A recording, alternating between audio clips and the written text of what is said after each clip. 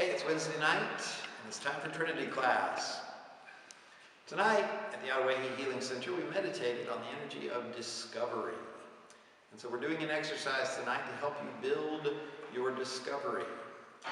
Discovery is not a weird energy. All of you have had discoveries. You've had some light turn on over your head. You've walked into a fantastic situation and gone, oh my gosh, look at this. I never imagined it could be like this. What a discovery.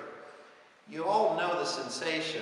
The problem is that we think that it's a random thing that occurs beyond our control and we just wait for them to happen. Everybody will have 7 or 8 discoveries in their life. Maybe you can speed it up a little bit by going on an adventure and trying to look for discovery, but we don't believe that it is happening all the time, and it is. Your energy field is in constant contact with the world around you. It is constantly discovering things about all that it is in contact with, and it is feeding you that information. The problem is that it feeds that information to you through the right brain. And the right brain tries to communicate it to you in the form of feelings, hunches, intuition, weird vibe that says, don't go to that party tonight. And your left brain is very jealous and it says, oh, pish posh, don't listen to that crap. Your left brain likes to be in charge and it's very bossy, and so it runs this little game on you called denial.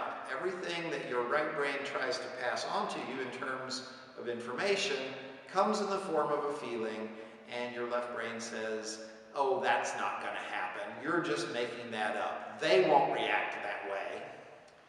Well, where are you making it up from? You think you're making it up out of scratch, just pure air in your head. You just made something up out of nothing. And the answer is no, you didn't. You took elements from what your energy field is experiencing, what it is touching in the world around it, and you created a little story in your head. And that story was trying to pass on to you information in terms of a feeling. To get to that level where we're listening to those hunches, that intuition all the time, we have to do some exercises. You're not going to be very good at this at first, so don't make this about whether you can do it right or not. It is not about that. The activity that we did tonight is very simple.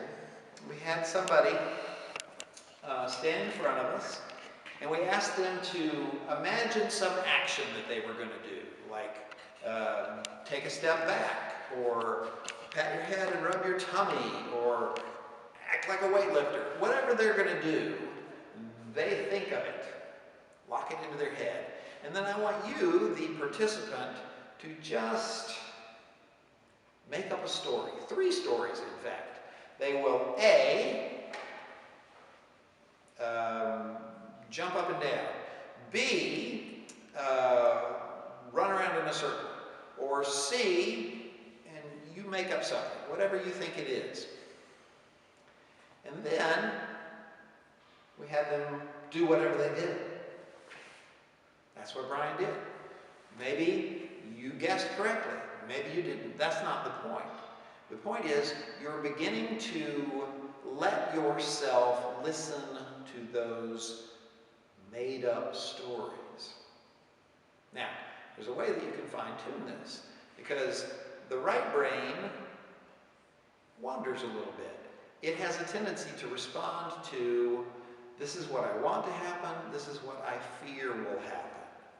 So we need to do something to clear the air of that. So what we're doing this time is Brian's going to think of something else that he's going to do, lock it into his brain, and I'm going to do this gesture. Right here, I'm going to clamp down on what I hope will happen and clamp down on what I fear will happen, so that my right brain is free to operate without any hopes or fears. And then once again, I'm just going to make up 3 stories. He will A, do this, B, do that, or C, do the other thing. And then go. There you go. Do this back and forth with a partner. The more you practice this little thing right here, where you clamp down on what you hope will happen and what you fear will happen, the more you're going to be surprised that your stories become more and more accurate. Maybe you didn't get that he would lift his leg, but you said something with his feet. Or maybe one leg will do something. You'll begin to get more and more accurate in your stories. Now, don't worry if they're right or wrong. That's why we're having you do 3, because you know 2 of them are going to be wrong. We're trying to get past right and wrong. That's a left brain thing. And if you give yourself permission to be wrong 2 times out of 3, then it tends to shut your left brain up and give your right brain a clear playing field. To further clear the playing field, practice clamping down on what you want and what you don't want, what you hope and fear. Just lock them down for a minute and then tell your stories. This is a wonderful way to build up your intuition, to begin to use the discovery that is happening to you every minute of every day through your energy field and being passed on to you through your right brain. I hope that helps. If you think it's cool, come to Trinity class.